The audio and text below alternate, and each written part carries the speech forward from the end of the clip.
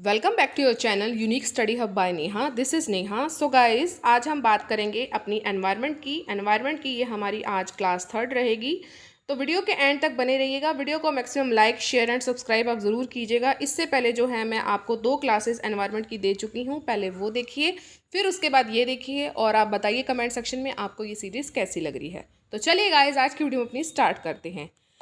पारिस्थितिकी तंत्र, इसमें क्या है? सबसे पहले बात करेंगे कि इसकी संकल्पना किसने दी थी। तो इसकी संकल्पना दी थी 1935 में A.G. टास्ले ने। क्वेश्चन आ सकता है कि पारिस्थितिकी जो तंत्र है इसकी संकल्पना किसने दी थी। तो A.G. टास्ले ने दी थी 1935 में।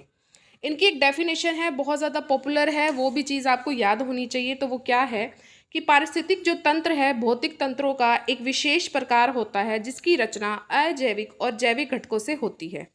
अब ये अजैविक और जैविक घटक की जो है प्रॉपर डेफिनेशन तो मैं आपको आगे बताऊंगी, लेकिन एक छोटा सा हिंट दे देती हूँ कि जैसे मान लीजिए सजीव और निर्जीव घटक होते हैं इसमें, ठीक है। तो ये चीज़ जो है आपको याद रखनी है। ये एक भौतिक तंत्र होता है, ये एक विशेष प्रकार का होता है एक भौतिक तंत्र जिसमें ये दोनों प्राणी आपको मिलते हैं।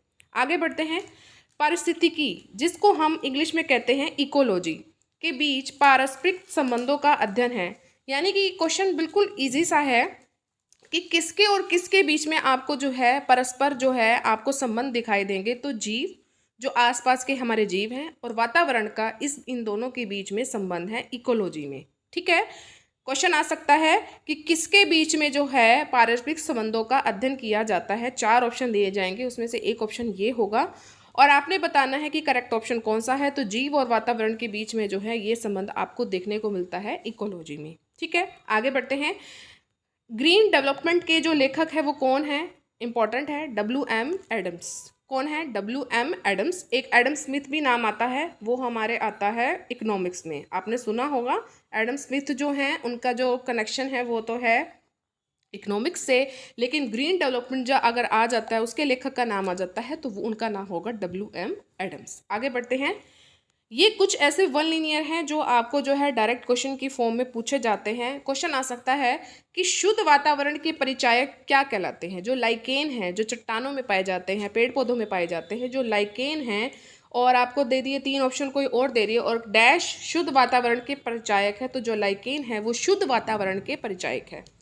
इसी तरह जो प्राकृतिक वनस्पति है वो जलवायु का सही सूचकांक है, ठीक है। क्वेश्चन आ सकता है जलवायु का सही सूचकांक क्या है। तो प्राकृतिक वनस्पति, अब देखिए वो प्रकृति से जुड़ी हुई है ना, तो वो तो जलवायु का सही आपको आंकलन देगी।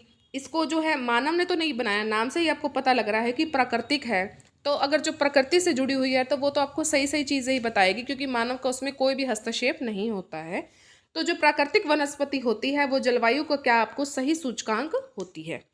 नेक्स्ट है इकोमार्क। इकोमार्क की हम बात करेंगे तो इकोमार्क वह होती है कि जो आपको ये बताती है कि जो आप प्रोडक्ट ले रहे हैं ना, तो वो बिल्कुल शुद्ध है और वो मतलब कि एनवायरनमेंट से मतलब उसके फ्रेंडली है, एनवायरनमेंट फ्रेंडली है, ठीक है। जैसे मान लीजिए शाकाहारी की अगर हम बात करते हैं तो ग्रीन डॉट लगा होता है, और अगर मांसाहारी का लगा होता है, लोगो लगा होता है, तो रेड कलर का होता है, ठीक है। ऐसे लोगो लगा होता है और इको मार्क भी लगा होता है, तो उससे हमें पता लग जाता है कि ये जो है एनवायरनमेंट फ्रेंडली है। तो जो इको मार्क है उन भारतीय उत्पादों को दिया जाता है जो पर्यावरण के प्रति जो होते हैं मैत्रीपूर्ण हो। इको मार्क ध्यान रखिएगा। आगे बढ़ते हैं।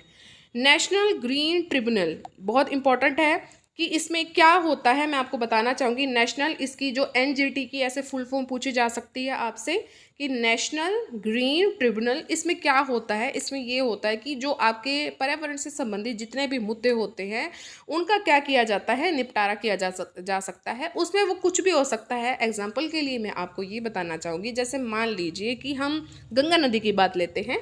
गंगा नदी पर अगर सफाई नहीं हो रही है, अगर गंगा नदी पर सफाई आपको नहीं दिख रही है, तो उससे क्या होगा कि ये जो है ये कमेटी ये कहेगी कि आप इस पर सफाई क्यों नहीं कर रहे हैं, आप इसका हमें जवाब दीजिए। तो ये मतलब क्या है, स्ट्रिक्ट एक्शन ले सकते हैं, इनका काम ये होते हैं। होप सो आप समझ गए होंगे। तो भारत सरकार द्वारा ही स्थापित किया गया था। तो ये कब किया गया था, NGT। तो इसकी जो है आपको डेट याद रखनी है। तो 18 अक्टूबर 2010 को जो है इसका स्थापना दिवस है।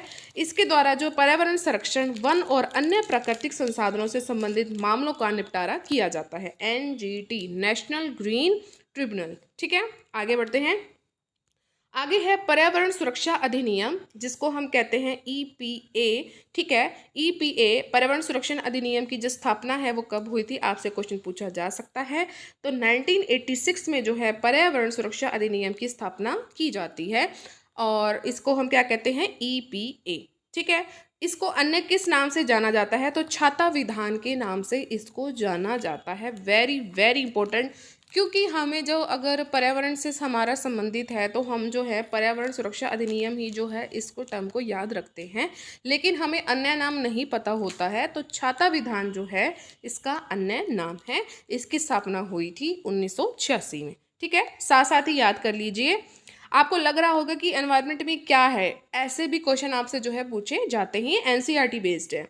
ग्रीन पीस इंटरनेशनल का मुख्यालय कहाँ पर है, ग्रीन पीस इंटरनेशनल GPI, इसका जो मुख्यालय है वो एम्स्टर्डम में है, जो कि है नीदरलैंड में। ठीक है, तो ये चीज़ भी आपको याद रखनी है। आगे बढ़ते हैं।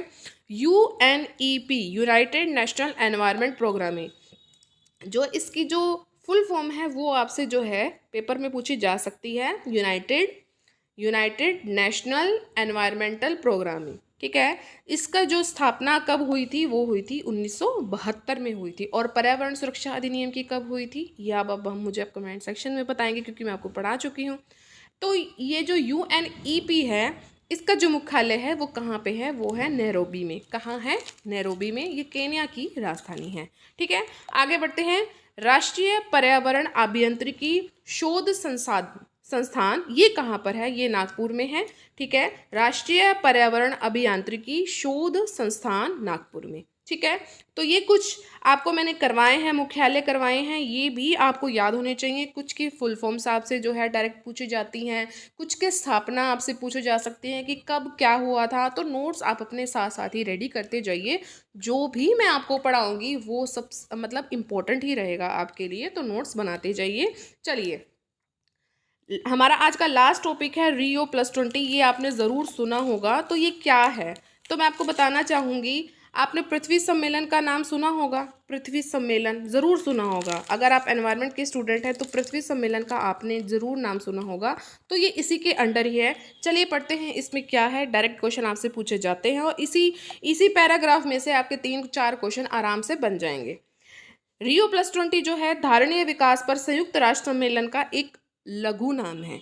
ठीक है, ये छोटा सा आपको को नाम दे दिया है। एक संयुक्त राष्ट्र सम्मेलन हुआ था, ये ब्राज़ील में हुआ था, और इसको एक छोटा सा नाम दे दिया। तो छोटा सा नाम क्या है, Rio+20। और ये जो हुआ था, सम्मेलन हुआ था, ये कहाँ पे हुआ था, ये हुआ था जून 2012 में।